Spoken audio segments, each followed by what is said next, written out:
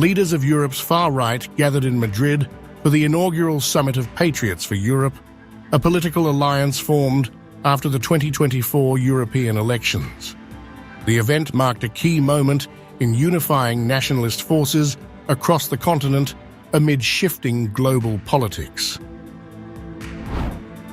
Held under the slogan, "Make Europe Great Again," the summit featured speeches from Hungarian Prime Minister Viktor Orban, Italian Deputy Premier Matteo Salvini, and French National Rally leader Marine Le Pen, three of Europe's most prominent nationalist figures.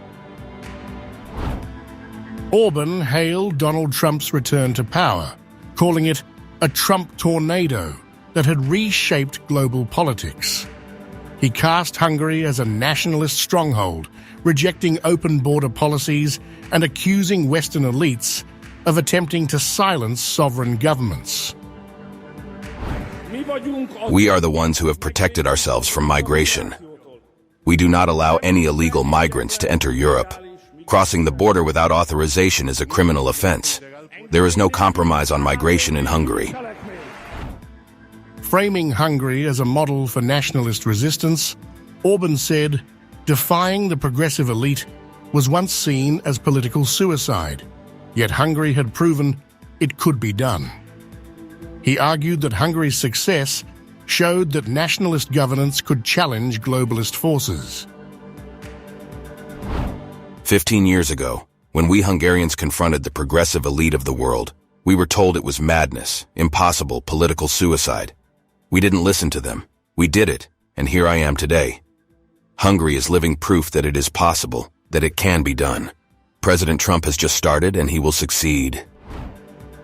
Orban further claimed that Hungary's economic policies had defied globalist pressure, boasting of low unemployment and tax-friendly policies. He accused Western elites, Brussels bureaucrats, American Democrats, and billionaire George Soros of orchestrating a campaign against nationalist governments. Previously, we thought everyone knew this. Cash flows in, unemployment has been eliminated.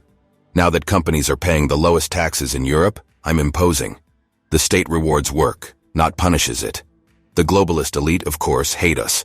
The bureaucrats in Brussels, the American Democrats, and the Soros network have launched a manhunt against us. Le Pen echoed Orban's sentiments, describing Trump's election as a global tipping point. She framed his victory as part of a broader rejection of progressive governance and accused Brussels of failing on key policy issues. The election of Donald Trump cannot be analyzed solely as a simple alternation in a democratic country,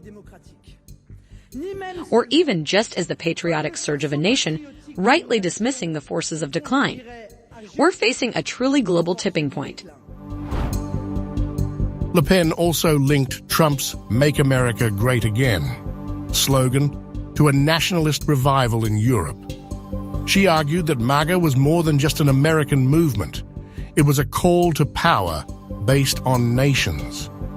She urged European leaders to recognize the global shift, warning that failing to embrace national sovereignty would leave Europe behind.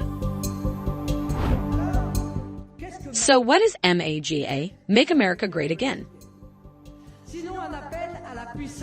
If not a call to power based on nations, on each of our nations, let's make no mistake. We need to understand the message that the United States, and indeed the world, is sending us.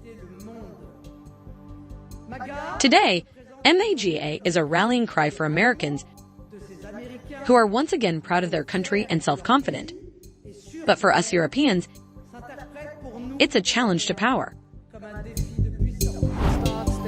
As Europe heads into a pivotal political cycle, the far right's growing influence poses challenges for mainstream parties. With Trump's return reshaping the global right-wing landscape, the Patriots for Europe bloc aims to expand its foothold ahead of the next European elections. The summit underscored Europe's shifting political dynamics as nationalist parties push to consolidate power. However, deep divisions remain. Major right-wing groups, including Italy's ruling Brothers of Italy and Germany's AfD, have yet to join the alliance, reflecting ongoing fractures in Europe's far-right movement. As the continent braces for its next political cycle, the question remains, can the far-right translate momentum into lasting power?